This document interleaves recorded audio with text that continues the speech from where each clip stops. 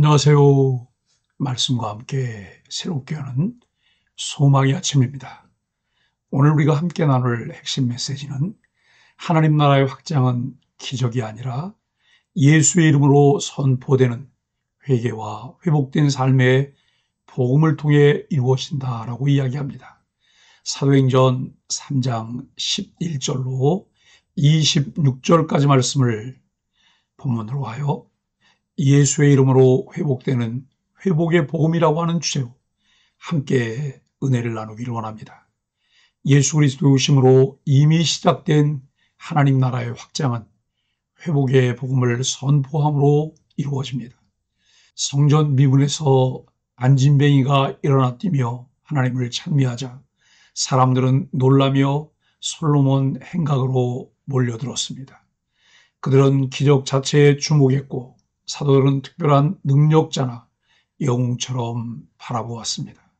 그러나 베드로는 그 시선을 단호히 거절하며 이렇게 말합니다. 이 일을 우리 개인의 능력이나 경건으로 한 줄로 생각하지 마십시오. 기적은 사람을 주목시키기 위한 도구가 아니라 예수 그리스도의 이름을 드러내고 복음을 전할 기회입니다.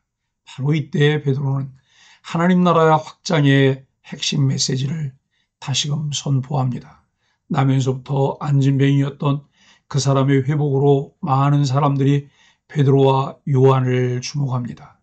그러나 베드로와 요한은 예수 그리스도의 이름의 권세로 이루어진 회복을 선포합니다. 첫째, 능력의 주체는 오직 예수님입니다. 베드로는 사람들의 시선을 바로잡습니다. 너희가 십자가에 못 박은 예수를 하나님이 살리셨고 우리는 이 일의 증인이다. 그 이름이 곧 예수의 이름이 그를 성하게 하였다라고 이야기합니다. 여기서 강조점은 사도의 능력이 아니라 예수님의 이름입니다. 놀라운 그 이름 예수, 자기 백성을 저희 죄에서 구원하기 위하여 십자가의 고통을 당하신 예수, 상하고 찢기고 고장난 인생들을 고치시며 회복시키시는 놀라운 그 이름 예수, 어제나 오늘이나 영원토록 우리 믿는 자들과 함께 하시는 예수님입니다. 이 사건은 사도들이 특별해서 일어난 일이 아니라 하나님께서 예수를 살리시고 높이셨기에 가능했습니다. 예수의 부활과 주되심이 모든 능력의 근거입니다. 둘째, 무지 가운데 행했으나 은혜로 주어진 기회입니다. 베드로는 유대인들을 정죄하는 데서 멈추지 않고 그들이 무지 가운데 행했다고 말합니다. 송곳처럼 그들이 행한 악행을 지적합니다. 그럼에도 그들의 죄악을 통해 하나님은 메시아의 고난을 성취하셨다고 선포합니다. 이것은 하나님의 주권적인 섭리와 은혜를 보여줍니다. 인간의 실패와 제도, 인간의 구속사 안에서는 복음을 드러내는 도구가 될 수 있습니다. 결국 인간의 약함과 악함이 하나님의 구원 역사를 방해하는 장애물이지만 오히려 그것은 하나님의 복음의 역사를 촉진시키고 있음을 알 수 있습니다. 셋째, 회개로 얻게 되는 참된 회복입니다. 그러므로 회개하고 돌이키라. 이는 너희 죄 없이 함을 받게 하려 하며 주 앞으로부터 새롭게 되는 날이 이를 것이며 라고 말씀합니다. 베드로를 통해 선포되는 메시지의 핵심은 미문에서 일어난 기적 설명에 대한 설명이 아닙니다. 불의와 악행으로부터 회개로 인한 구원과 회복에 대한 선포입니다.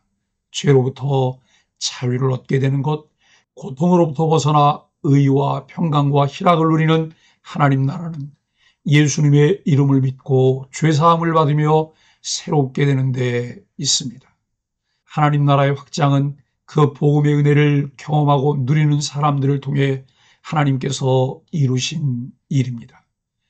그는 또한 만유를 회복하실 때까지라는 말을 통해 지금 일어난 치유가 단지 개인적 사건이 아니라 장차 완성될 하나님 나라의 회복을 미리 보여주는 사건임을 선포합니다.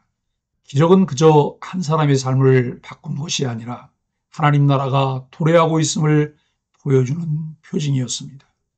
성경은 창세기부터 요한계시록까지 하나님 나라에 대한 이야기를 점진적으로 다루고 있습니다.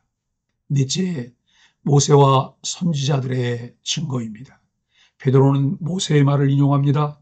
주 너희 하나님이 너희를 위하여 나 같은 선지자 하나를 세우리니 너희는 그의 모든 말을 들을 것이라.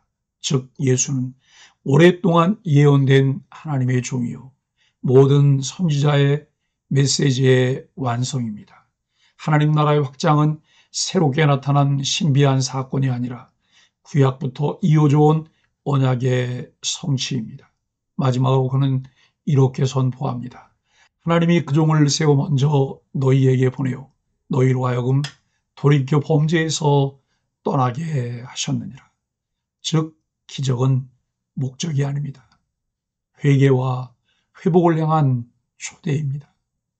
기적만 보고 거기에만 머물러 있다면 정작 중요한 본질을 놓치고 있습니다.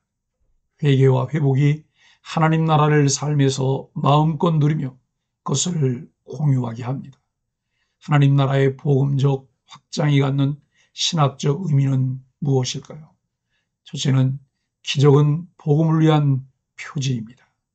사도행전의 기적은 사도의 능력을 보여주기 위함이 아니라 예수의 이름과 복음을 선포할 기회를 주는 표지입니다. 교회는 기적 자체보다 그것을 열어준 복음 선포에 집중해야 합니다. 회개가 하나님 나라 확장의 문입니다. 하나님 나라의 확장은 사람들의 마음이 찔림을 받고 회개하며 죄사함을 받아 공동체 안으로 들어올 때 이루어집니다. 기적은 사람을 놀라게 할 수 있지만 하나님 나라는 회개의 복음 선포를 통해 확장됩니다. 진정한 전도는 권유가 아니라 하나님의 나라를 드러내는 일상적 선포로 재정의합니다. 셋째는 언약의 성취 속에서 드러나는 하나님 나라입니다. 베드로가 모세와 선지자의 말을 인용한 것은 복음이 구약과 단절된 새로운 것이 아니라 언약의 연속 선상에 있음을 보여줍니다. 하나님 나라는 구약의 약속이 예수 안에서 성취됨으로 확장되는 나라입니다. 오늘 우리가 마음에 새겨야 할 교훈은 무엇입니까? 첫째, 예수의 이름에 시선을 고정하십시오. 사람들은 쉽게 사건이나 인물에 주목하지만 사도들은 오직 예수의 이름을 높였습니다. 우리 역시 교회의 사역과 사역자의 눈을 두지 않고 그 배후에서 일하시는 예수님께 집중해야 합니다. 둘째, 회개와 돌이킴으로 하나님 나라를 경험하십시오. 기적은 하나님 나라를 향한 초대장일 뿐입니다. 삶이 바뀌려면 반드시 회개와 돌이킴이 필요합니다. 매일 회개하는 삶 속에서 하나님 나라의 회복을 경험해야 합니다. 셋째, 구약과 신약을 잇는 언약의 하나님을 신뢰하십시오. 복음은 뿌리 없는 새로운 이야기가 아니라 구약의 약속이 성취된 구속사적 이야기입니다. 말씀에 뿌리 내리고 그 말씀대로 이루시는 하나님의 신실함을 붙들어야 합니다. 신앙과 삶의 변화, 하나님의 나라를 공유하며 확장하는 일에는 하나님을 아는 바른 지식이 반드시 수반되어야 합니다. 꾸준하고 한결같은 마음 자세로 교회의 지도를 받아 말씀 묵상하는 것이 꼭 필요합니다. 사랑하는 소망의 가족 여러분, 성전 미문에서의 치유는 시작에 불과했습니다. 그 사건은 온 공동체를 복음 앞으로 이끌었고 베드로는 예수의 이름으로 회개와 회복을 선포했습니다. 하나님 나라는 이렇게 확장됩니다. 기적은 복음을 위한 통로이고 말씀 선포와 회개를 통해 하나님 나라는 실제로 사람들의 삶 속에 임합니다. 오늘 우리도 마찬가지입니다. 사건이 아니라 예수님의 이름을 바라보고 회개와 회복을 통해 하나님 나라를 경험하며 그 나라의 증인으로 살아가는 소망의 가족들이 되기를 예수 그리스도의 이름으로 간절히 축복합니다. 함께 말씀으로 드리는 소망의 아침 기도를 하겠습니다. 주님, 사건이나 사람에게 시선을 두지 않고 오직 예수의 이름을 바라보게 하소서. 성령님, 제 마음을 찌르사 돌이키게 하시고 날마다 죄사함과 새 생명의 은혜를 누리게 하소서. 신실하신 하나님, 구약에서 약속하신 구속의 계획을 예수 안에서 이루신 것처럼 제 삶 속에서도 말씀을 성취하시는 하나님을 신뢰하게 하여 주옵소서. 예수님의 이름으로 기도합니다. 아멘.